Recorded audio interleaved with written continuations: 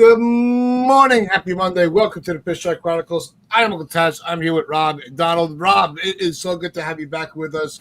We missed interacting with you on the Yankees. So I'm going to throw it to you first because I had to ask the question. Can the Yankees actually finish this comeback and win the division after what we've seen over the last week, considering the lead we had? And just it looked like we were just destined to even scrap for a wild card. To now be, within striking a series win away from actually getting back into first place going into the end of the year. I mean, they can. Absolutely, they can. Will they? Remains to be seen. We talked about this week or these next 12 games or whatever the gauntlet was, being the real test for the Yankees. So far, so good. I remember Donald and I were going through the series and which ones we thought we would win, which ones we thought we would lose. I didn't think we'd beat Toronto, but we did. So far we're now 4-2 in the first 6 of this 12-game set that we have to deal with. So far so good. Can't complain. I know it doesn't help that we lost a couple, and things still aren't perfect, like the shortstop. But we took 2 out of a team that we haven't been able to beat this year, and before that, we beat up on Houston a little bit, so it was nice to see that they're actually seemingly taking this serious. There's been some good plays. There's been some timely hits. Cody Bellinger coming through in the clutch again. Grisham from time after time is coming up with big hits, and they're winning the important games. So far, so good. Still got 6 games left.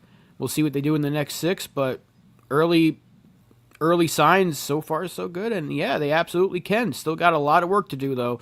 Toronto could easily catch fire, and hopefully they don't, and hopefully we can keep winning. Yeah, it's definitely just a matter of which team continues momentum or just continues to fall off from the momentum they had. We've seen what Toronto can do when they do catch fire, and it's nasty what they can do. They could just dominate any team in the league. But the way they're looking right now, their bullpen is kind of been mirroring ours, and just kind of having some shaky outings and just not coming through.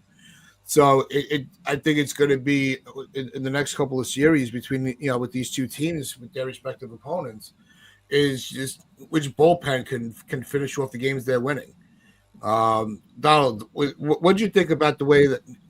Oh, Mazda! What's going on, Mazda? It's so long. My man, where have you been? We missed you. That's the literal question. Where is he right now? Because he's been all over the world. Every time we speak to him, he's in a different place. So let us know where you are, Mazda. Yeah, where's he been? He's been, like Rob said, he's been everywhere. He goes wherever the ship goes. Like, my man. Anyway, how is you feeling about this team? Yeah. But it's just great to see our loyal folks in the chat hopping on. So it's always want to give them a shout out first and foremost. Answer your question. Yes, they can.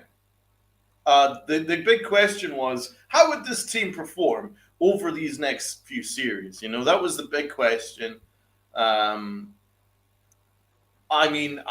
We haven't seen any evidence that this Yankee team could actually do anything against above 500 opponents until now. And here's another thing that I would actually say is a positive. They didn't play very well this series. In this part, over the 3-game series, they didn't play very well. Really. Offensively, they didn't really do much. Their defense was shaky. We all know that, especially coming from shortstop. And then they got that whole issue with Aaron Judge not being able to throw from right field. So they had those kind of things. Yet their pitching was great for the most part, apart from game 1. And the bullpen locked it down, and the Yankees did whatever it took just to edge each game. 2 out of 3. Very impressive. The fact they did that without playing particularly well is a very good sign, in my opinion. Because what the narrative would have been, like, say the Yankees went and won like 15 or 20-1 or whatever like that with 12 home runs, it would have been the same old, oh, well, the Yankees always pile up the runs when things are going well for them. What do they do when things are not going very well for them? Well, we actually saw it over the course of the series. The Yankees faced a lot of adversity, and still found a way. So I think that's a good sign. They're actually starting to pick it up. Now the hot streak is legit. I felt that I needed to see what this hot streak would have been like against these good teams. Now I can safely say it is legit. There are some aspects to like here. There's no reason why they can't win this division.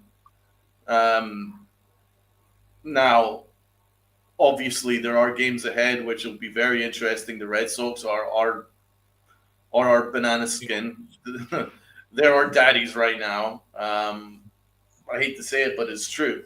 They beat us every time, every single time. So that's going to be a very interesting test. And of course, people forget the Orioles are red hot right now. The Baltimore Orioles are red hot. So it'll be very interesting when we do face the Orioles because they just did what was unprecedented and come back and beat the Dodgers like they did. So, they're not going to be any walkovers. So it's going to go right to the very last week for sure. The division, I think it will. But, division aside, the Yankees have really put themselves in a great position in general in terms of the wild card. They've just been kind of raced away with that. So, I mean, I'm not going to overlook what they've done. They've done very well. And it's taken me by surprise. And, just when I'm out, they pull me back in. You know what I'm saying? They're a very weird team because as of 2-3 weeks ago, I honestly thought this team was completely cooked. Completely cooked. I thought they would have maybe snuck a second, third wild card and gotten the doors blown off them once they reached these kind of games. But they haven't. So it says that this team is actually more legit than I gave them credit for, which is great. Now, there's still some very serious issues that the Yankees probably don't want to take any responsibility for, namely Anthony Volpe. But, I mean, I don't think it's very fair that when the Yankees are winning to just be targeting Anthony Volpe. I mean, I can say it because I've been targeting him since day one. I've known he sucked. So it's not a surprise to me. But I don't want to distract the Yankees doing well by just pinpointing somebody to blame. Oh, this guy's still ass. This guy, he's always been ass. So the general picture, which is good, is that the Yankees doing well. And salute to them. Yeah, it's when you look at the shortstop situation. I mean, you have if Caballeros played short yesterday, Max Fried's line could look a lot different. So it's one of those. He is kind of going to. I think he's going to be the thorn in their side. If there's any reason why they don't finish this comeback for first place, I think Volpe is going to be the number one, or one of the top three reasons why it doesn't happen. And there are three players that I think are going to hinder the Yankees from finishing this run they're on. It's going to be Volpe, Williams, which I really don't want to pick on because of yesterday, but it's one day. I'm not going to go crazy thinking that Williams is now going to be lights out. And Boone. Boone's going to be. He's only going to ruin it for himself. The way that he tries to get a little too creative. But of those three people that we have in uniform, who do you think is going to be the one that ruins it for everybody? Boone, because who's the guy that's putting Williams in those games? Who's the guy that's starting Volpe over Caballero? It's the manager. So if it's one of those three, it's going to be Boone. Yeah, I mean, it was a layup question, but yeah, that is a layup. That's a wide open layup with no defense. Kind of layup that is. Yeah. Jesus.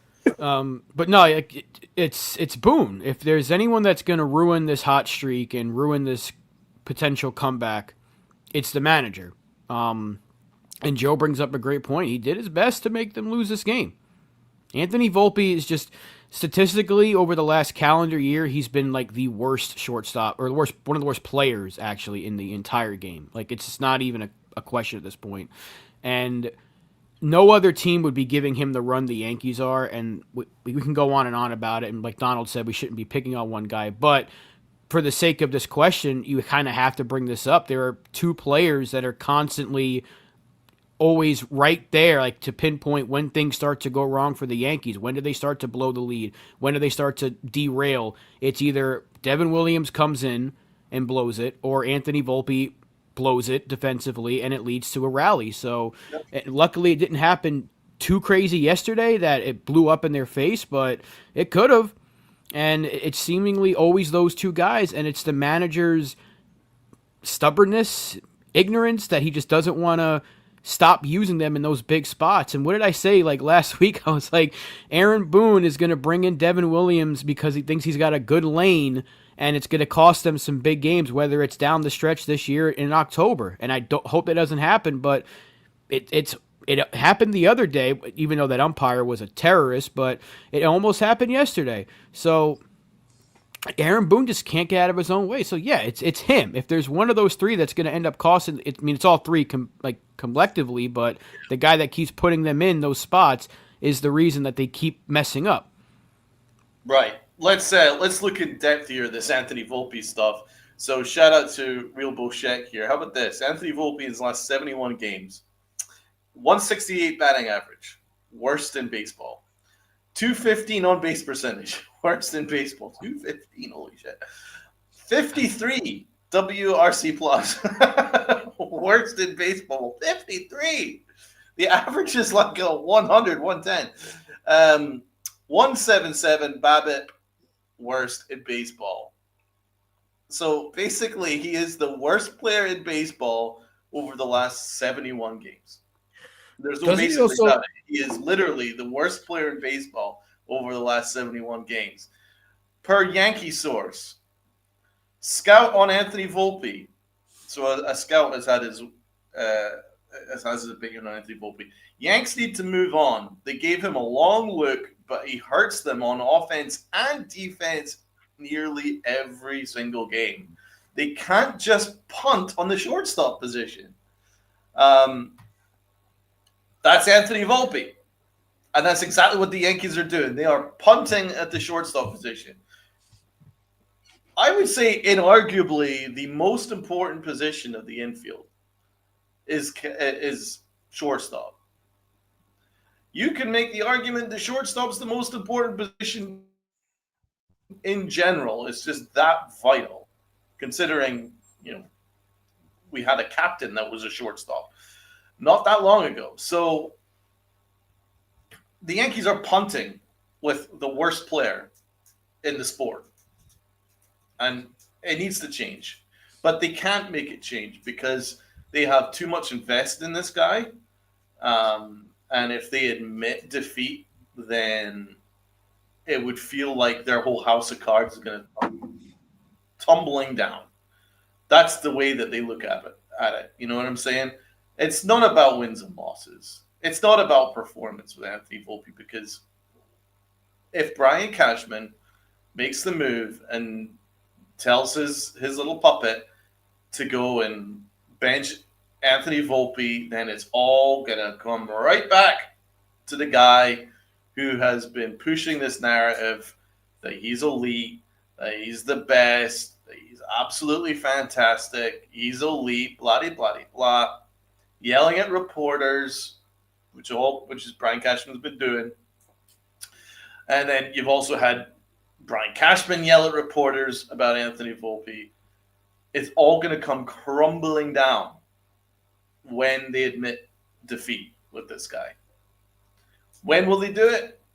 I don't think they will do it, because they've got so much invested in this, because their whole development is almost resting on this guy right now, because then it's all going to come back. What about your development, Brian? You told us your development is great.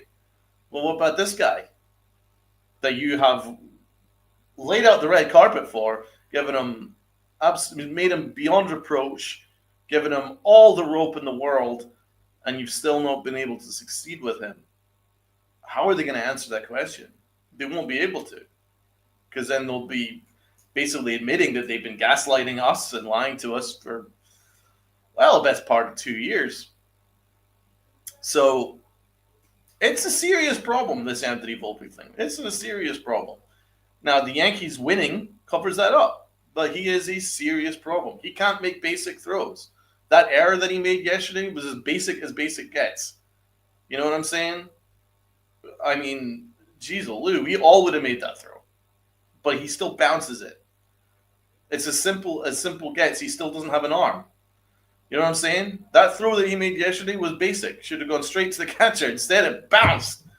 I mean, anyone would have been able to make that throw. A 10-year-old makes that throw. You know what I'm saying? It isn't a difficult throw.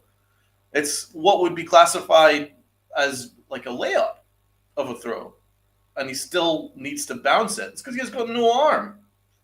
And the Yanks can't admit it. So, as I'm saying, you know, the big problem is when the Yankees are saying things like he's elite, then what does it say about Big G? What does it say about Aaron Judge? What does it say about, you know, Cody Bellinger, Trent Grisham, guys that genuinely have been elite this year? If you're calling Anthony Volpe elite, then you're just lying to all of us. And that's what we take umbrage at. It's as simple as that. I don't want to distract from the fact the Yankees are winning despite him, but it's coming back to roost on them. It's coming back to roost on them, and they deserve this. They do. For lying to us, they deserve this. They deserve him being the worst player in baseball.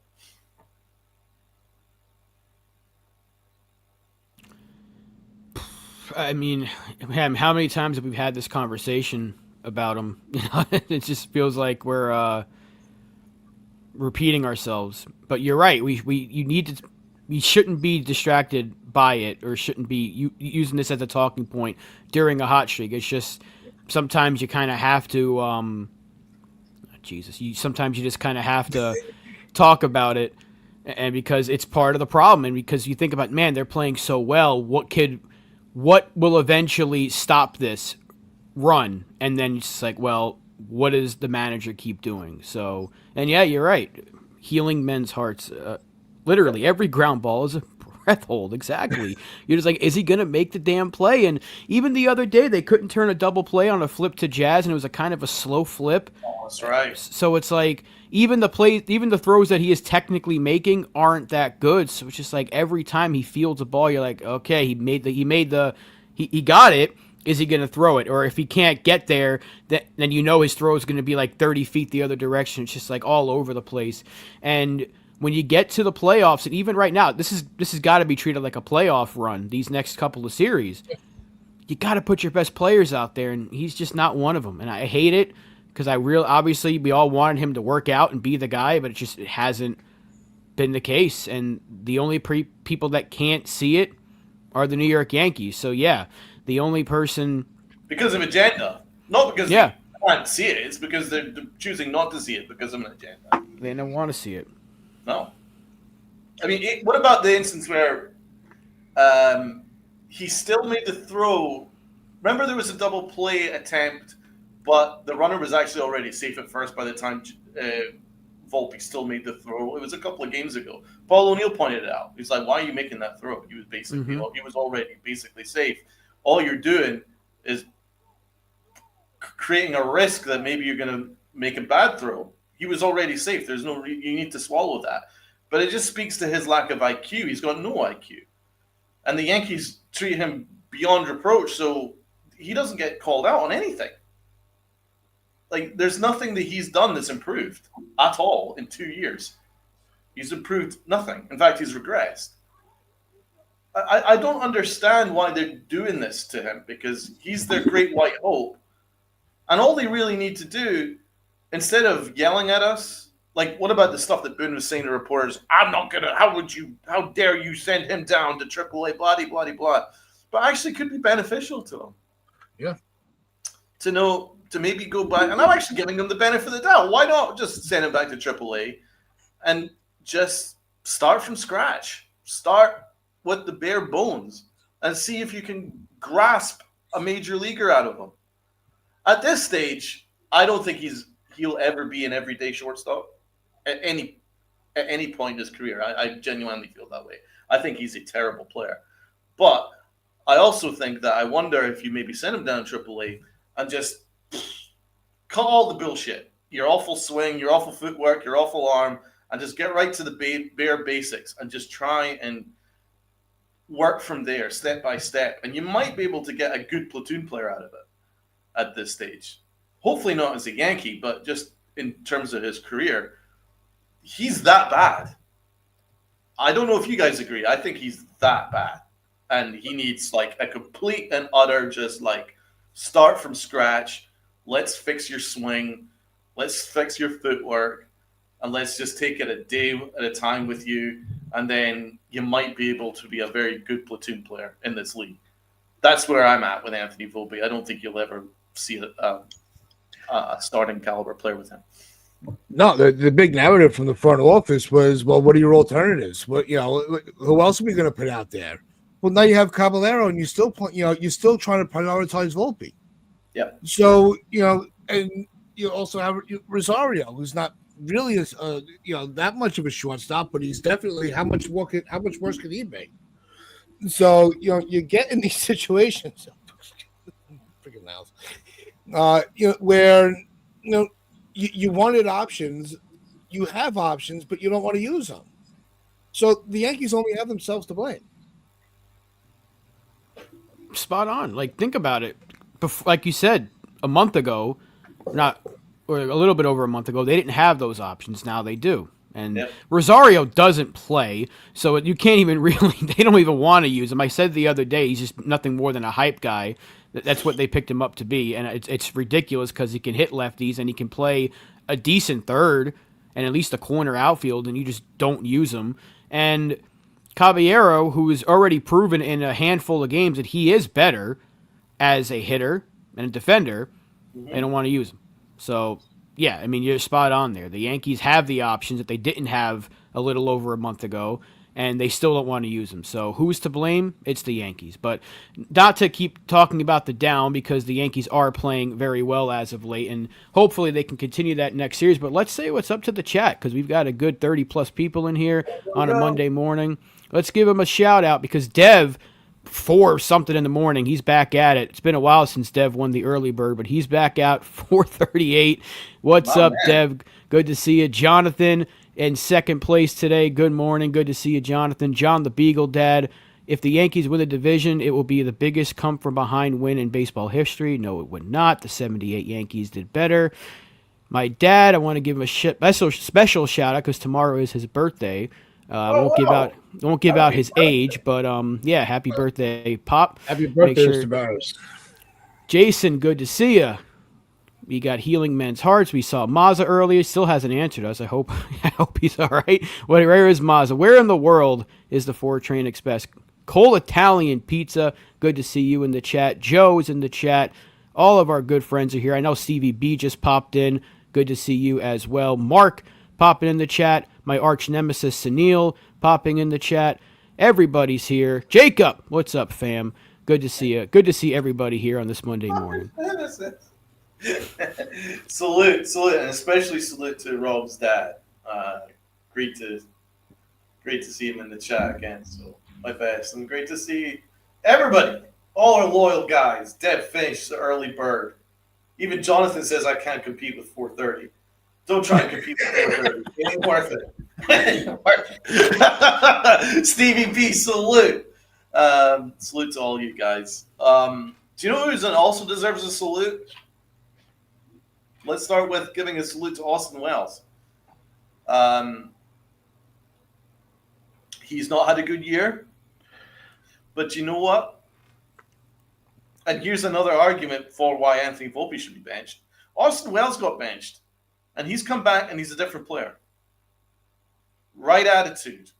He healed his. I think he's healed his arm. I think his hand was bothering him with the nerve damage. I think that rest has helped heal it. He's a different player. He's driving in runs again, and he's also making incredibly clutch plays on defense. Incredibly clutch plays. you can argue he might have been the star of the series on both ends. So salute to him, man, because I was ready to write him off. Even though I was a big fan of his, I was like, what has happened to this guy? The guy's fallen off a cliff. And then he's come back and he's been key to this hot streak. Absolutely fundamental to this hot streak. So I'm glad that he's proven us right, because we were all behind this guy. We all said this guy's a very good player. And he's starting to show it again. So great to see him. Yeah, it's amazing. They give, Wells a couple days, to collect himself. He comes back and he's starting to be productive again down the stretch.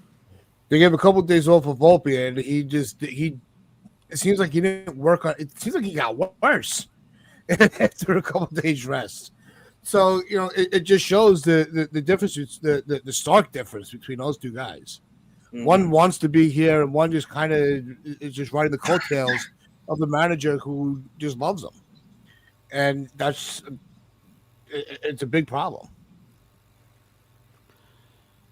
And I don't want to be like, I don't think the Volpe doesn't care. It's not like he wants to suck, but it's that word we always use, accountability. Yeah. It's like they don't use that towards Anthony Volpe. Remember when Boone said he was giving him a day off, he couldn't wait to get him back in the game. Even the next day, he's like, I'm going to try to find a way to put him in there. So 6 innings. But with Austin Wells, it's like you sat and you weren't performing, so they sat him down, and it worked, because what is he slugging, like almost 750 over his last 2 weeks? It's something like that. It's like something over 700 slugging percentage in his last couple of weeks. So whatever he worked on in the time that he wasn't playing is seemingly working, and we know he's had the bat. It's just for whatever reason it wasn't clicking for him. And it's not like he's tearing, like he's not hitting like 100 home runs, but he's getting good at bats, sac flies. I think he leads the league in sacrifice flies this year. So he's coming through more times than not lately. And sometimes just that little bit of a kick in the ass, so to speak, to be like, hey, I'm not performing and I'm getting sat because of it, is enough to wake a player up. So that once again leads into the Volpe conversation. It's like, you can do it, because Austin Wells was kind of given the golden tickets in a way as the catcher this year, because you moved on from Trevino, who was a very solid backup catcher. You moved on from Higgy the previous year, who was obviously a great backup catcher. You got rid of Ramirez. You got rid of Narvaez. You got rid of 100 other catchers in your system because you had Austin Wells. So, but even then, they were like, well, Ben Rice is hitting, and he's starting to look pretty good behind the plate. We can play him. And they just said, all right, Austin, you're not playing well. We're going to sit you. Why can't you do that? You can do that for Volpe. I mean, I know it's not the same circumstance completely, but the Mets are paying Kodai Senga a lot of money, and they just optioned him to AAA because he's been terrible over the last couple of months. And Kodai Senga's like an ace-type pitcher when he's at his best, because he was doing pretty damn well at the beginning of the year. Even the Mets are like, all right, we got to send you down, bro. Like, something's not right here. And the Yankees are like, no, it's not going to work. Nothing to see here. Right, and so that kind of ties into this whole thing kind of ties into what we were saying just a few minutes ago, and what a lot of people have been saying pretty much all season about it. It's like, you can do these things. Sometimes they work, sometimes they don't, but you never know unless you give it a shot. Because whatever they're doing right now ain't working, because the guy's gotten worse. And he's only like, 22, 23? There's still a long time ahead of him where he can be a solid player, maybe for us or for another team. But, like, the Yankees are seemingly giving him no chance to change anything and get better, because they just keep telling him what he's doing is fine. But with Austin Wells, what he was doing wasn't fine because he got sat. So you see why there's like, people will bring up the hypocrisy. Yeah, it's a double standard. It's a hypocrisy towards one player, and everybody else has to get different treatment. So that's why people are going to say, oh, he's Boone's son, and he's going to ride the coattails, and because there's so much evidence of it.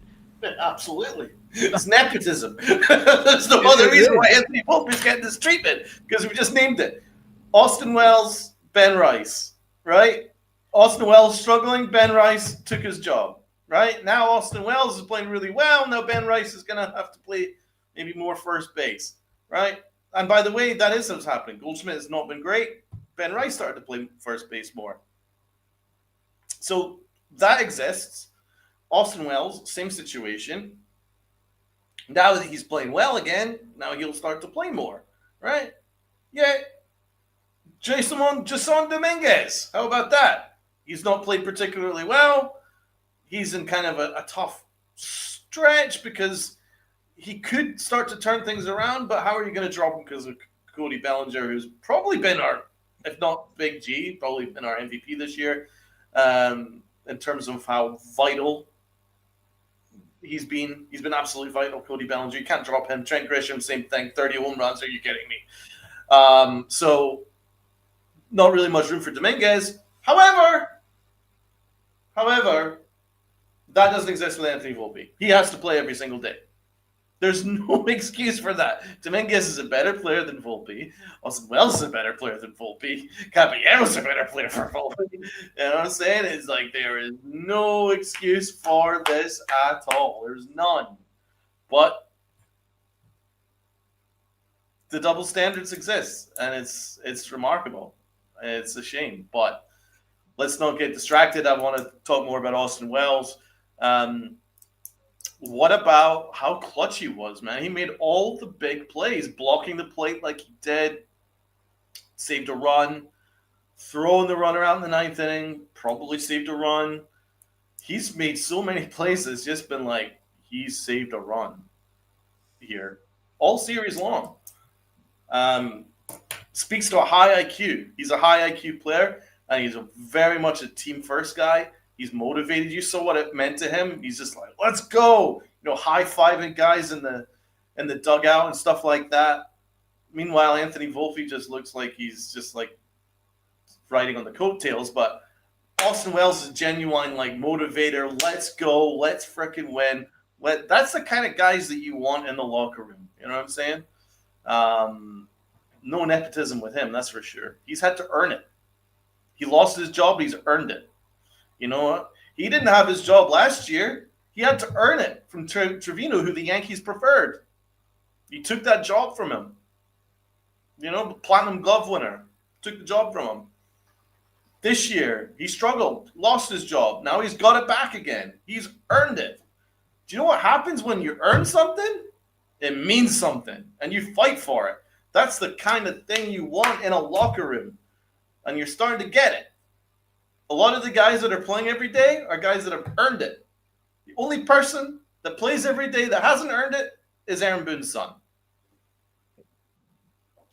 No, we started seeing it a couple of weeks ago with Wells and his approach at the plate. He was, showing a little more patience, but he's also showing a little more passion at the plate and that intensity that we were looking for. And we I spoke about it. Especially a couple weeks ago, he hits that home run. I think it was team, and he's in the dugout, and you thought his high fives were going to snap somebody's arm. He was so hyped up about it, And we're like, maybe he's starting to get back into himself. And yeah, during these 6 games, he's been a big part of why the Yankees are sitting where they are. His stat line looks better because of his recent hot streak. He's still not perfect, but 20 home runs is certainly a good number. I mean, he can certainly get more. The RBI is 65. He has a 700-plus OPS.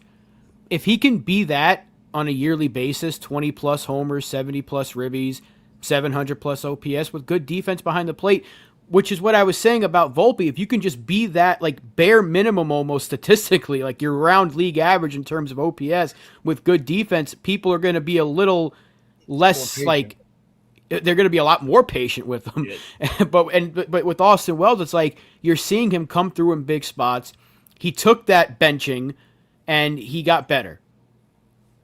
Like, so now, obviously, he was getting criticism over the last few weeks, and now he's not because he's playing well. The other guy hasn't done so. So it's like, yeah, Austin Wells deserves a lot of credit because he's been very good. And I'm glad to see it because now the Yankees have 2 damn good options to put at catcher. And it's like, which one do you pick today?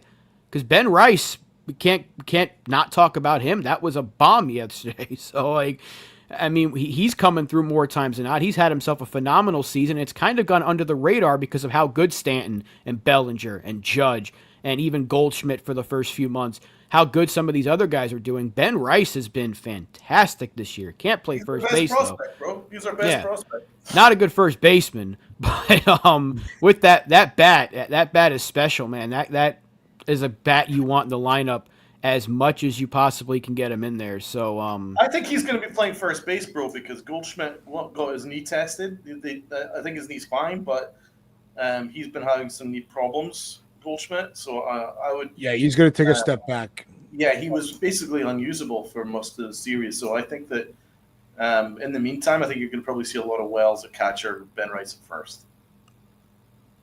hopefully he can just scoop some. Well, it's not really his fault that Volpe can't throw it, but defensively, Rice has not been great at first. He's been much better behind the plate.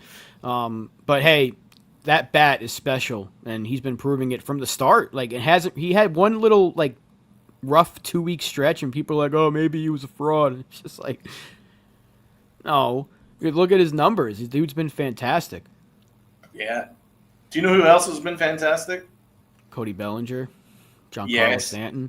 Another one. But another one I wanted to say is the Bear. Fernando Cruz has a new nickname for David Bednar. I call him El Oso, the Bear. He's nasty. He has everything a high leverage guy needs. We're blessed to have him. Let's talk about El Oso. No, Cruz has been that guy. Yeah, he's what's been missing from the bullpen. He's referring to. I'm actually referring to Bednar. Cruz is calling Bednar El Oso. So I was going to talk about Bednar. No, Bednar is also, he's been phenomenal. Has he been perfect? No. He's had a couple of outings where it's like, all right. You weren't sure where your trust lied with Bednar, but I think now that we have really a good sample size, I mean, how do you not have faith that he's coming into a game? He's the guy that you have to lean on, in the ninth inning, because there's nobody. Maybe Cruz, if you've had to overuse Bednar a little bit, but no, the Cruz Bednar duo has been outstanding. I love Bednar. I liked Bednar when we made the trade. I liked Bednar previously. He's the closer. I mean, there's really no other option than him. Like you said, he's had a couple. His first outing was awful. So was the entire trade deadline acquisition list on that date. I still can't believe that happened. Only in baseball, only to the Yankees. But Bednar's gotten the job done more times than not. He kind of saved us in multiple occasions during that Texas series, and like a couple of games later with like 4 or 5 out saves, 6 out saves, like telling Boone, I'm not coming out of this game, like dog mentality, and that's what you want. So I love the nickname. I love Fernando Cruz. He's a maniac out there, but me too. I like that the maniac came up with the good nickname for another maniac, and that's kind of what you need. You need some assholes at the back end of your bullpen that are just going to be lunatics. You want that. To bring a quick football reference, because even though the Giants stunk yesterday, Cam Scadaboo's an absolute maniac out there. You want that on your team. You want a lot of maniac players. The Yankees got a couple of lunatics in their bullpen, and I love it. And I love David Bednar. I'm glad we have him for the rest of this year and next year. Bednar is just kind of like he's kind of like a modern day Boomer Wells. You know what I mean? He looks like someone who's maybe knocked back a couple beers, and he walks on the mound, and everybody's gonna get mowed down. And then he's going to go home and do his job. That's Bednar. Like, he's just, absolutely just does the job. And he's got the right mentality. He's got the right mentality to be a Yankee closer. Do you know what I'm saying? Like, it's just like nothing's too big for him. And there's no kinda about it. He saved us. You take David Bednar out. We don't make the Bednar trade. The Yankees have maybe 6, 7 less wins than they have right now. Minimum. Maybe more than that. He has been that important. He's come in and he has saved us time and time again. When our middle relief and when our setup guys were ready to implode, he'd come in and pull out 5 out saves. He'd throw 50 pitches. to make the outs because he's just that guy. We have not had that guy, a closer, in a long time. Long time. Chapman's doing it for Boston. He never did it for us. That's He insane. did briefly, but by and large, he never really did it for us because he didn't really like the big moment. Bednar loves the big moment. It's just like, right, I don't give a fuck. I'm going to knock you out. I'm taking you all down. Fucking great. Got that Rocket Roger mentality about him. He's just like knocking you guys down, man. Mowing down. 1, 2, 3. Let's go home. W. Great. Fernando Cruz is a pure lunatic. He's the lunatic. I don't think Bednar's a lunatic. I think Bednar's just like, I don't give a fuck. It's going to mow you down. See you tomorrow. W. Cruz is a pure lunatic. He looks like he snorts sugar. Pure sugar. Like, absolute sugar. PG. That's the PG word for it. Yeah, exactly. I genuinely need like a fucking like castor sugar. He's just like, but he's like, he's absolutely insane. Love that dude. So yeah, we've got some good personalities in that locker room, and it's making this team a lot more like watchable because there was a real period there where Yankees were kind of unwatchable. You know, prior to the trade deadline, they had a lot of dudes that it's really hard to root for, like Marcus Stroman and Volpe. But now we've actually got some really rootable dudes. Cruz is fucking great. Bednar's great. And I'm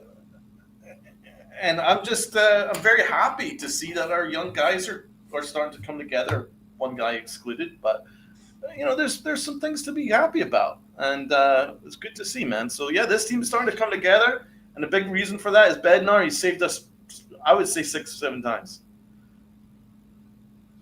and it's helped to even out because listen, how many games has Williams and Volpe combined to lose us? I would say double figures. I would say even conservative estimate double figures. What was it? Williams was like solely responsible for 8 losses. It might be higher now. And Volpe's defense maybe 5, 6. Yep. So it's definitely double digits. With those two being just, even if half of those games go our way, we're in first place. So it's literally cost us a division championship. So to this point, thank God we and shout out to the Yankees development system for churning out all these catchers because it got us David Bednar. Right. So I was worried that it was an overpay. Don't think so, actually. That's just a fucking great trade. Got us Fernando Cruz. I mean, I know Trevino wasn't a product of our system, but Trevino took off a little bit with us, like NFE just brought up. So, hey, good on those trades. So far, they've really worked out because without them, who knows where this team would be. So, like you said. That's why I disagree with those who say Brian Cashman is a bad GM. Bad GMs don't make those kind of trades. Right. It's not perfect, but he's certainly not the worst. Remember when someone was saying he was a bottom 5 GM and it was the dumbest thing? One of the many dumb things I've heard from that idiot. But, yeah, I couldn't agree with that because a bottom 5 GM wouldn't go out and get these good players. He wouldn't be able to go get a Juan Soto last year and with a Trent Grisham on top of it. Like, bad GMs don't do those kind of moves. No. You wouldn't be able to get Cody Bellinger. Right. Imagine going and getting an MVP candidate or an actual MVP winner for nothing in his prime, still in his 20s. You got him for literally nothing. That's crazy, And then you built a good rotation, got young guys anchored by a Max Fried and a Rodon, who've been really, really good. Then you got Garrett Cole is going to come back next year. Got Luis Gil, got Cam Schlittler. You can't really argue with that. Then you got Bednar, you got Cruz. Very good trades right there. I think Duvall's going to get better. He's too talented not to.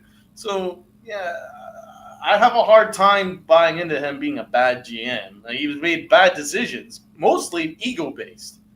I've always said in terms of acquisitions, trading in and trading out, and a lot of free agent moves, generally fine. I don't have an issue with him.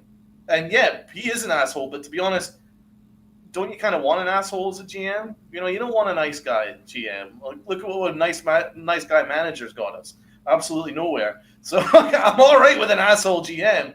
It's really his ego. If he reined that ego in a little bit and could see the forest for the trees, he would still be the elite GM that he was 15 years ago. You know what I'm saying? Yeah, it goes to what I was saying on Friday, Donald. Yeah. You know, if you wanted to sit there and state your case of why he's the worst GM, you could win your argument. If you want to make your case that he's the best GM, you could win your argument. That's just the resume that he has. And that comes with the longevity that he's been with the organization. So there's going to be a ton of hits and a ton of swing and misses. You know, but when you look at it, what sports fan would not want their team at least, you know, take the aura of the Yankees away from it for a moment. What sports team would not want their GM to go, you know, do everything they can to put a product on the field where they're in the postseason nearly every year for almost 3.5 decades now? Yeah. Exactly. If I know this is why reporters call us spoiled, but yeah, a bad GM is not going to put out a team that's constantly in the playoffs, constantly has a winning record, that just made the World Series last year, that's been to the ALCS multiple times in the last 5 years. I know it's not what we expect. We want to win rings, but you can't be like the GM sucks and we're constantly in a position to be at the top of the mountain every single year. So Cashman's not perfect. I still think that if this team, what they did, like a complete reset of everything, I wouldn't be against it at all because I still think that's necessary. But it's what the Yankees' problems are. It's not all on Brian Cashman. Some of it is, like you said, Donald. It's the ego. But no, we can have far worse as the general manager for the New York Yankees. Yeah, and you've got it here. Look at this rotation is going to be next year: Cole, Fried, Rodon, Luis Gil, Cam Schlittler. Those and are going to be Schmidt's still on the comeback trail as well next and year. then Schmidt, don't forget Schmidt. So that's I think Schmidt will sneak in ahead of Will Warren, but those are still some great arms there. So I think Cam Schlittler will be your every 5-day starter next year. Cole, Fried, Rodon, very exciting. Going to be a heck of a rotation next year, and it's a pretty good rotation this year. So you know what? There's some things to be positive about, for sure. And you know what's great? We've got almost 70 people in the chat. Y'all are the best. But you know what you guys got to do for us? Got to hit the like button. It really does help us, helps the algorithm, helps us grow. So if y'all are watching on X, if y'all could, when you have a chance, doesn't have to be right now, but if you have a chance, go and hop onto YouTube and hit that like button. Because I can actually see there's 42 people that are watching it on X. So when you have an opportunity, hop on over to YouTube, hit that like button, and share it out. There's a couple of other things like YouTube. We've got this hype button now. Hopefully we get to that stage where we can get the hype button, because then we can really take off. But we really want to get the subs up and the likes up. And we want more people in the conversation. Don't you guys want to join in our awesome fans here in the chat? We really do appreciate everyone that takes the time. Mondays, Wednesdays, Fridays, Saturdays, Sundays, Mondays, for when Uncle Tats does his midnight show. We have a ton of content for you guys. So please do sub up when you have an opportunity to. And be a member as well. We've got some members in there. We've got a couple of guys that have re-upped. So salute to everyone that has taken the time to support our channel. It means the world to us. Thank you. Yeah, definitely. But the rotation questions I think is going to be really interesting wherever we go forward. Now, I want to go because Schlittler did not have a great start, but the upside to it, to put a positive spin on, is if you're ever going to learn a lesson, you know, on how to, because if you don't have your strikeout stuff, you need to rely on other pitches to get guys out. You know, I think Schlittler you just saw the frustration on his face when, you know, it just wasn't coming easy to him. And it was kind of like, look, this game is hard. The competition at the major league level is going to push you to the limit. You got to get creative to get guys out. You don't have to get the swing and miss stuff. Rely, except for Volpe, rely on your defense. And try to get that, induce that ground ball to shorten your inning.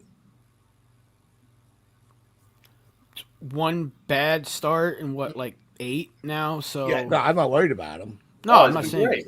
Yeah, he's been It's been fine. great. You knew this was going to happen eventually, right? It's baseball, and even the best of the best will have a clunker, unless you're Paul Skeens. Apparently, he's immune to bad games. But no, he's been fine all season. But eventually he was going to have one really rough start, and just so happened to be against the team that we can't afford to lose to right now. But it goes to an earlier point that Donald's been making about him, is he kind of needs to develop another pitch, but it's still very, very early for him.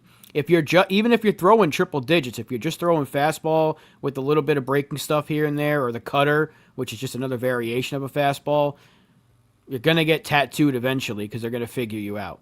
He's gonna learn another pitch. He has to at the major league level, but one bad start, it's not enough to make me be like, oh, maybe they should have moved him.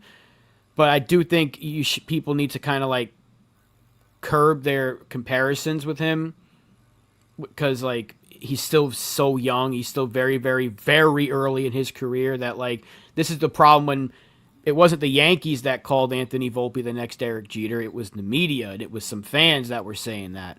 And they're doing that for Lombard because he's wearing number 2 in Somerset. So what does the MLB page do on Instagram? Not playing shortstop for the Somerset Patriots, number 2, George Lombard, and it starts to spiral. So like when you start seeing comparisons, like, oh, he's gonna be like another Cole or another Clemens, it's like, nah, let's let him be Schlittler, which is what I'll say about every single prospect. So he needs to develop another pitch. 100-mile-an-hour fastball will get you far, but you need a change-up. You need a good change-up. You need to really develop that breaking stuff, because look what it did for Rodon. His first year, remember, he couldn't throw the breaking ball at all, and his fastball velo was down. Now, that slider's been great again. Remember CC's slider? Even though he was hitting 97, 98 in his prime, that slider might have been his best pitch. In fact, it was his best pitch. You need it. You absolutely need it. So Schlittler's going to be fine. One bad start. I think he's going to be better than fine. I'm excited about it. For me, I could see like a mixture between like Tyler Glasnow and Garrett Cole.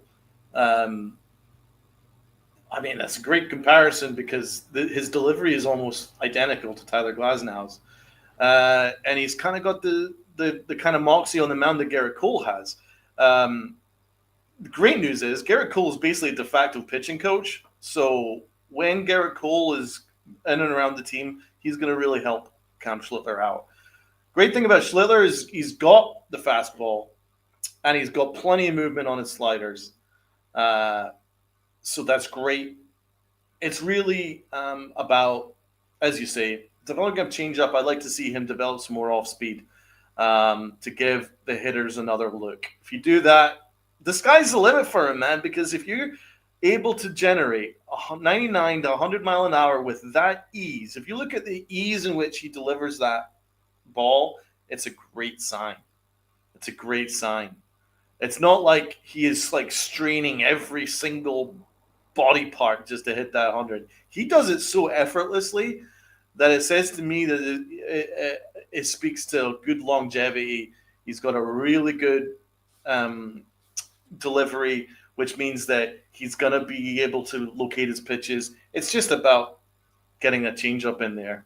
Like other guys that struggle to maybe touch mid-90s on the gun, I nowadays I'm not sure how high their upside is going to be, i.e. Will Warren. But with Schlittler, it's different. It's different. When you're able to throw 99 to 100 mile an hour plus a monster slider, you just need another pitch in there. And I'm excited about him. I love this kid. I think he's great. And I don't really worry too much about the Blue Jays game. I mean, as you say, Paul Skeens / Jacob deGrom, they're basically the same guy. Jacob deGrom in his prime is basically the same as Paul Skeens.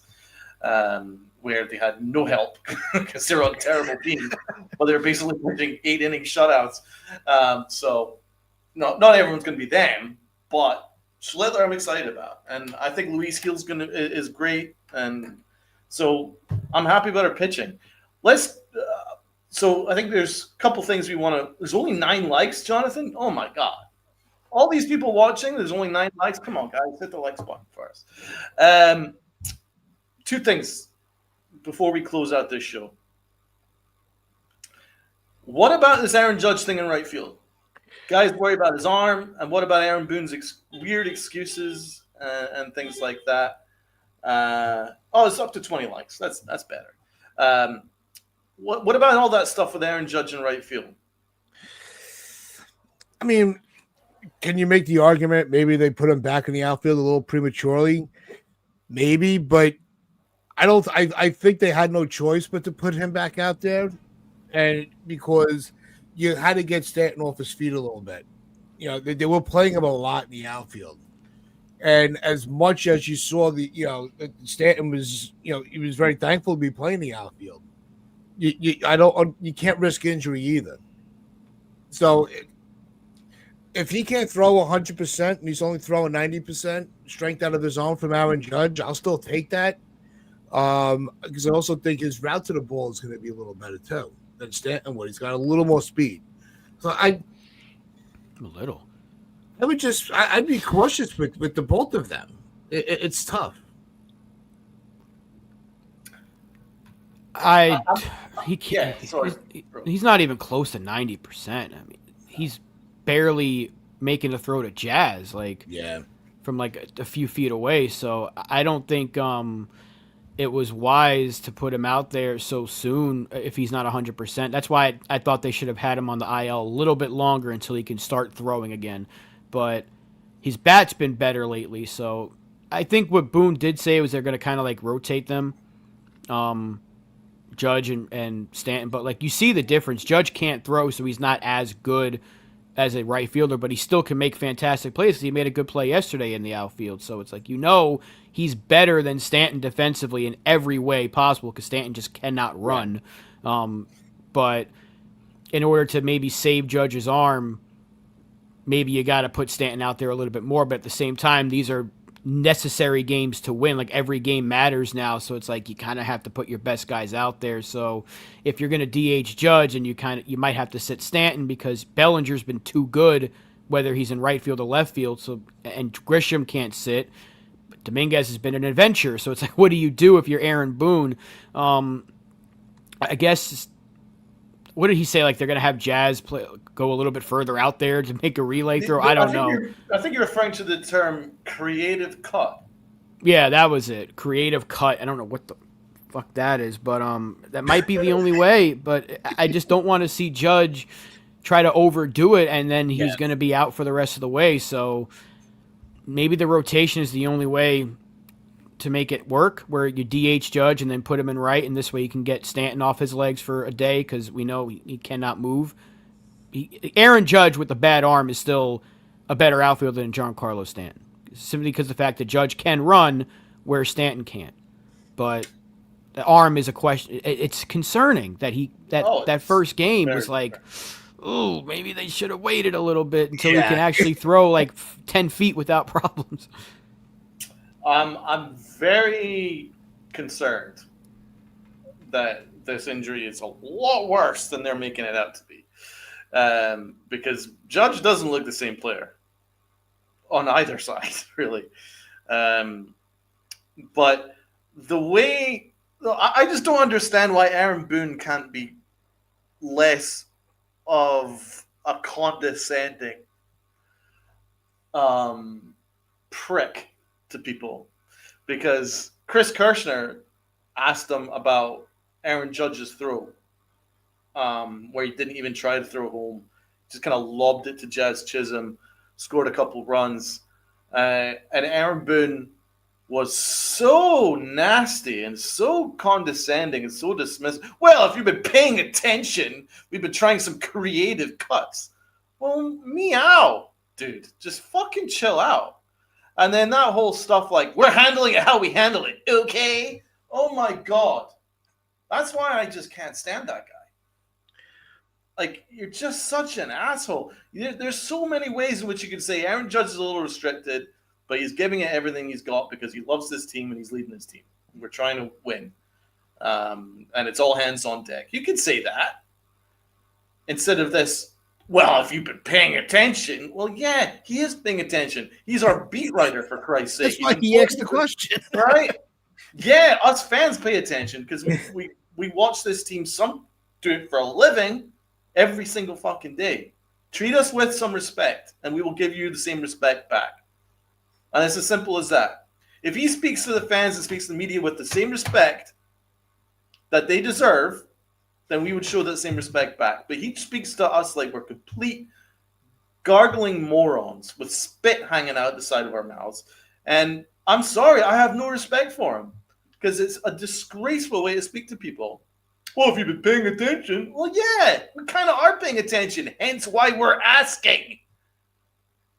Stop being so rude and condescending. That's why I struggle to go all in on this team because we are spoken to like we are below them. You know what I'm saying? And, like, show some professional integrity. You know what I mean? Aaron Boone used to be in the media, so why are you such a prick to people that are actually in the media? You know what I'm saying? No, I absolutely. think it's disgraceful. And, I mean, that's going to be for Yankified. But I just needed to get that out of the way because I saw the way he spoke to Chris Kirshner, who's brilliant at his job, by the way. And I've seen the way that he speaks to Meredith Morokovich, who's great at her job, by the way. And I've seen the way that he speaks to very good people in the industry. And enough's enough. You are not that important. You are a puppet. You don't actually have any responsibilities. You're a puppet. So wind your fucking neck in and speak to us with some respect.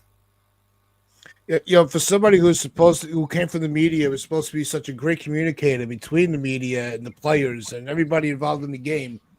You know, when he comes off like that and sitting with these guys, like, do you hear yourself talking sometimes? You're really embarrassing the craft that you even, that you're coming from. Because what media member would go into a manager spot and not know how to properly address the media? Like you said, that's why he's just a baffling baboon. Baffling baboon. He's a prick.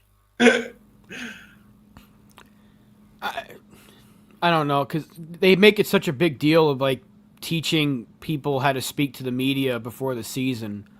Right. Isn't it like a class they give to younger players, and yet the guy that's the head of the class is the biggest dick of them all? So it's like, how are you supposed to teach people? This is how you handle the media. Watch this. You suck at your job. And it's just like, I don't know. I don't know how. I think the Yankees seriously think, and Aaron Boone for sure seriously thinks, that the fans are like toddlers that watch like Cocomelon and stuff. It's like, this is red, this is blue, and to tell you to match the colors. I think that's what he thinks we are, like the movie Idiocracy, where everyone's just an idiot, the entire world. That's what he thinks the Yankees are, like the Yankee fans are. We're just a bunch of morons that can't match a triangle in the little toy. And he's like, well, they'll listen to anything I say, but it's like, no. Anyone with a brain can understand that you're being an idiot and you're bullshitting us. So, and that's what we ask for. Stop bullshitting people. And you're right. The way he talks to Kirshner and the way he talks to Joel Sherman and Meredith, who's literally like works for the team, essentially. Yeah. She works for Yes. I guess she has to just puff him up at all times unless he's on his own show like Michael Kay, and then maybe she'll get a little respect. But the poor woman's just doing her job, and she's got this idiot going, wow, what are you talking about? Volpe? Anthony Volpe? A problem? How dare you? Banging his table and walking out with that dumb look on his face. I'm glad that North Carolina got the brakes beat off of them while he was in attendance. That's true. That's true. Do you want to finish off with some quick awards before we end the show? Go for it. A little rapid fire. We could do that. A little rapid fire? Yeah, it won't have to be a big, long, drawn thing out. Let's go with the MVP. I'm going to go with the MVP being Austin Wells. Those plays that he made, the big I mean, he's not amazing at throwing runners out, but he was great.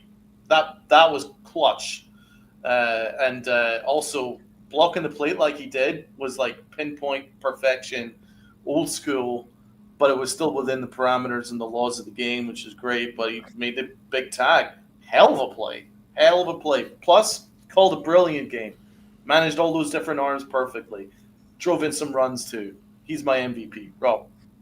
Austin Wells. He had the best series. He did. Yep, it was Uncle Wells. T. We were waiting to see a series from him like this in a while. He gave it to us, so we'll give it back to him a little bit of love and give him the MVP. Thanks for hopping in, Jared. You gotta watch this show back because we talked about a whole bunch of things. Good to see you in the chat though. The low key, I'm gonna give it to Anthony Volpe. No, I'm kidding. The low key MVP, I'm gonna give to Ben Rice. I think Ben Rice obviously hit the 3-run home run. That was the difference in the game. Giving it to Ben Oroz. Rob. I went with Bellinger. He had a really good series offensively and defensively. His throw to the plate was fantastic. In the rain, he's been so damn good wherever you put him, whether it's in left, right, center, or first. He just does his job well. So, yeah, Cody Bellinger, what a series. What a season, I should say. What a dude. He's the man. He is the man. Uncle T. Yeah, I think Bellinger had a really solid all around series. I'd have to go with Bellinger for the low key. All right. What about the fans? John the Beagle Dad says Ben Rice, but there's not really any wrong answers because it was a very strong series all around. Go to the Clutch Awards. Mr. Barrow says it was Cody, so yeah, probably a tie.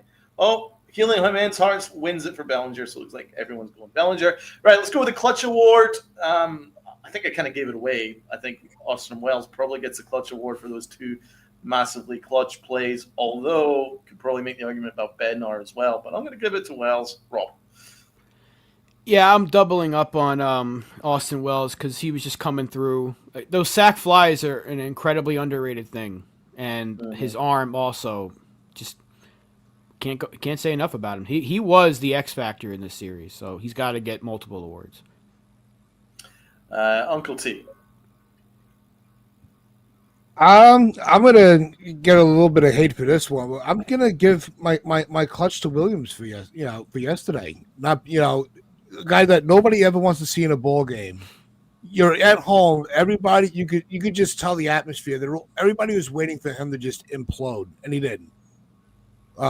So I'm actually gonna give it to Devin Williams. Wow. No reason to give you any hate for that. Yeah, it was a risky call that almost went wrong, but he navigated us out of it. Pitching award. That one's easy for me. Bednar, multiplied by 10. Bednar, the fucking man. The bear. Rob. Yeah, Bednar was great. He's doing his job, and we haven't had, obviously, because Devin Williams couldn't do his job. He got bumped out of the closer role twice. So Bednar, he's locked it down. He's been very important. What a trade that ended up being. Unbelievable. T. It's Bednar. He's the closer that we've been waiting for. He's the closer that Williams should have been. So let's just keep the love for him going. Amen. You're my boy, Blue. You're my boy. I brought him back. It's been so long since I got to do that. Who's your boy, Blue? Rob. Ben Rice, big time home run, getting us going offensively yesterday. And luckily, we didn't implode completely, but Ben's having a great season. 809 OPS. The homers keep coming. I don't know what his future is position-wise, but he's going to be playing for this team for a very long time because that bat is impressive. T. It's Ben Rice. He's been phenomenal. He had a great series. The way he was that at bat yesterday in the first inning, holy shit! And then to finish it off with the 3-run homer. You don't deliver for the fans much like that from a lot of players, and Scherzer is no easy task on the mound. So Ben Rice, he's just been everything we've needed him to be. Everyone in the chat is going Ben Rice. Yep. So I'm going to change it up. I'm going to go, because I've not done a You're My Boy Blue in weeks, then I'm going to go a little bit and give it to Big Motherfucking G-Force. My man, Big G-Force.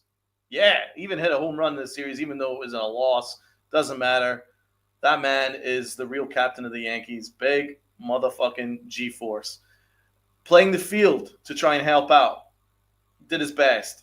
Apart from being in the Astrodome, which is an impossible place to play. Don't blame him for that. In general, he's been fine in the outfield. Limited, but fine. And he's doing everything he possibly can to help this team win. And he's a big reason why this team has been winning. So G-Force is my boy Blue. Love that guy. And I hope that he gets to 500 home runs and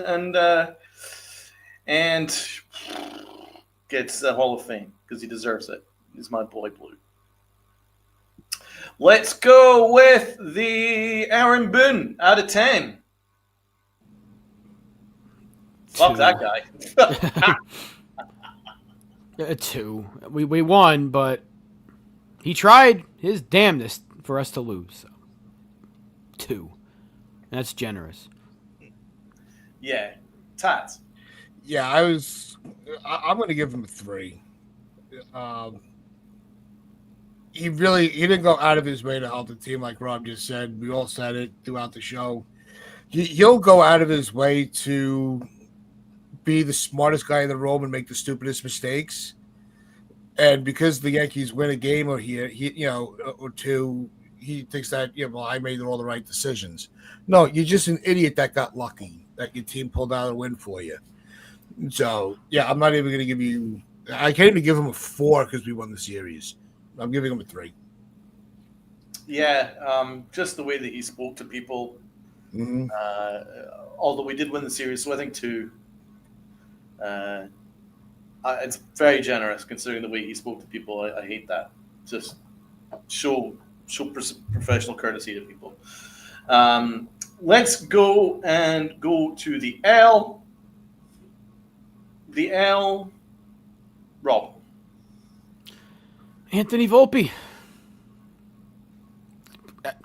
I'll leave it at that. Go watch the first 15 minutes of a show and you'll have your answer why he's the L. Yeah, it's Volpe. Yeah. Volpe. It just sucks. Yeah. I was going to consider giving it to Judge. Judge didn't have a great series, but I'm going to give it to Volpe as well. That's clean sweep. Anthony Volpe. Now, the final award.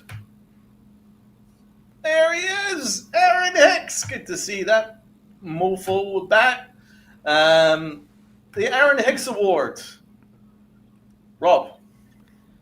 The Miami Karen that ran up to the dad who got a baseball for his kid and was screaming at him. I wish I was at that game.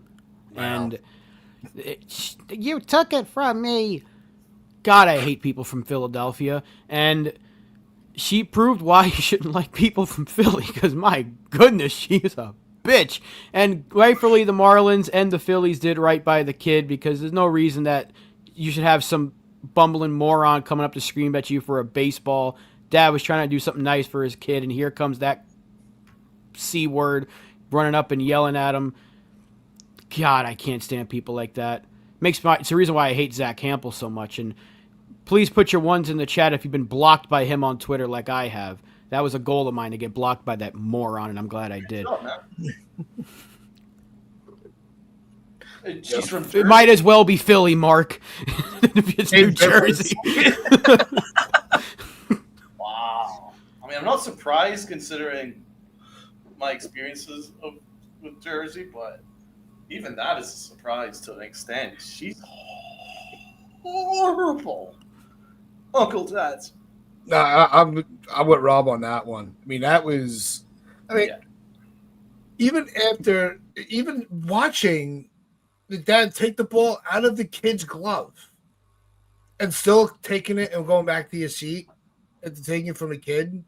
Like, you've got to be a special level of low life for that. Like, you see it's in the kid's head. Like, any normal adult would just take their loss and go back to, and hope another one comes that way. I mean, that was terrible. I'm sorry. That is such a terrible look. And it would make sense that, it'd be Philly. It's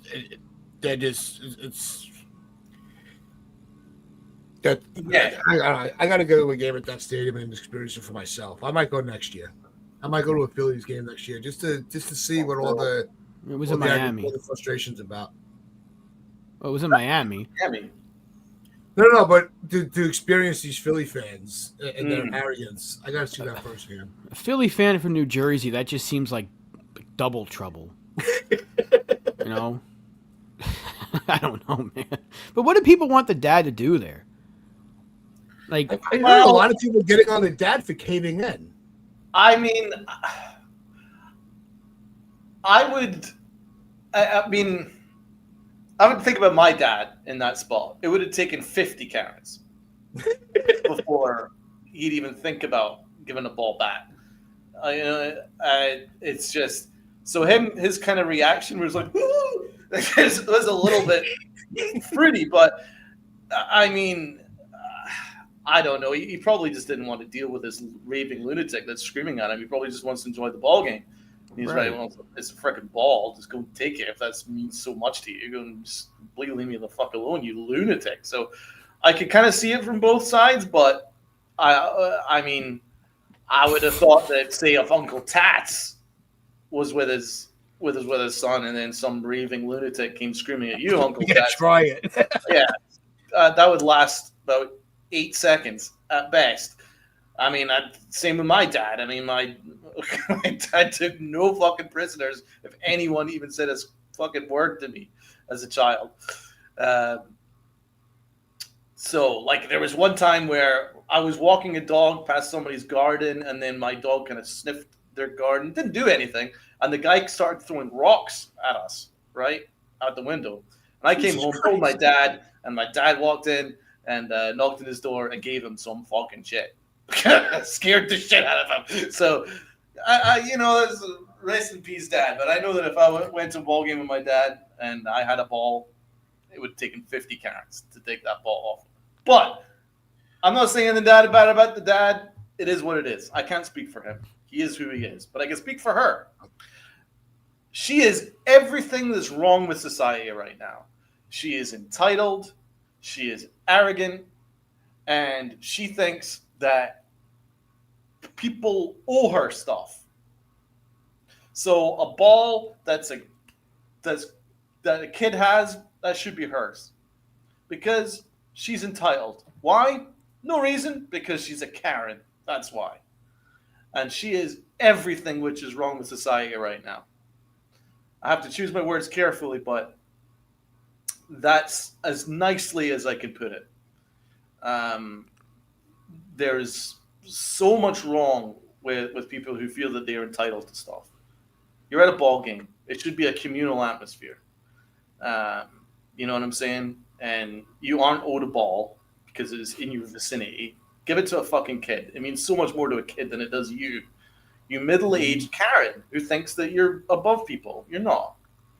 So I'm looking forward to her getting the hate that she deserves. And she's gonna regret it. But she walked away with that satisfaction, like, yeah, I got the ball. Like, you awful, sniveling train wreck of a person. That's all I've got to say on that matter. The kid got to meet a player. He got a bunch of stuff. So you know what, guys? You know who wins in the end? The kid and the dad, because the dad kept his cool, had the dad done what John says he wanted to do and growl at her. I don't know what that was supposed to happen, but I don't know. Like, I think the dad did fine. Yeah, he may have got. I think the startling was he was kind of like, it seemed like he was playing around, like, whoa, what are you doing? But what do you want? You're in front of your kid. If you start like yelling back at this woman, what kind of message does that send? And then you're going to have a bigger problem because whoever that woman's with going to come, why are you yelling at and it's just going to be this big problem. So good for the dad for not starting something. Because I can tell you right now, my dad wouldn't have done that. I'd be bailing him out of some Miami jail. So I can tell you that right now. So kudos to the dad for not going crazy because he probably wanted to. I'm sure anyone would be like, "Why are you screaming at me for this?" And he probably wanted to fire back. He's like, "I got my kid right here. If I do something stupid, it's not going to end well. No one wants to get kicked out of a game early." Kudos to him. And you're right. She deserves every ounce of hate she's getting. So let's not say anything about the dad. Let's direct all of our hate towards the bitch. Yes. It's like at that point, you turn around to your kid, you're like, earmuffs, right? You just fucking unload. No, I think the father did show a tremendous amount of class. I mean, the age of his kids, I'm sure if they were just a few years older and had a little more of an extended vocabulary that they've known, might have unleashed a little more like I would have or Rob's dad would have. But no, the kid did win in the end. Getting the bat, Bader, and pure class from the stadium too, for what they were able to do. And so yes, it all worked out for the kid. The organization really stepped up. The people gave him the memorabilia. It was great. That's what it's about, man. That's what it's about. Overcome the nastiness in this world. You know what I'm saying? There's some nasty people that are all in it for themselves, but there's some good things out there, and we got to see it as the kid got 10 times the reward for losing that ball. He's gained 10 times the rewards of meeting players and getting bats and all that kind of stuff. Just don't forget what it's about, man. It's a kid's game. You know what I'm saying? It's a game for kids. At the end of the day. Now, it means everything to us because we're old and crusty and we want the Yankees to win. But in general, if there was a ball, if there's a kid next to you, it's going to mean a hell of a lot more to a kid than it does you. So that's I'm glad that there's still some people with the right mindset with that. And fuck her. On that note, it's going to wrap things up for us tonight as we enjoy having a variety of conversation with all of you. Just make sure you do hit that like button, hit that sub button, share this out with your friends, your family. The strangers on the corner. Hope to see everybody later tonight on Pinstripes After Dark. I got a really interesting topic that you just got to tune in to hear about. So, with that, just remember to what's up, Rob? What? Oh, I thought you were getting ready to say something. But with that, hope everybody does. Everybody that was in the chat enjoyed every single one of you. And again, happy birthday, Mr. Barros. Enjoy your birthday tomorrow. And with that, wear those pinstripes of pride and play hard.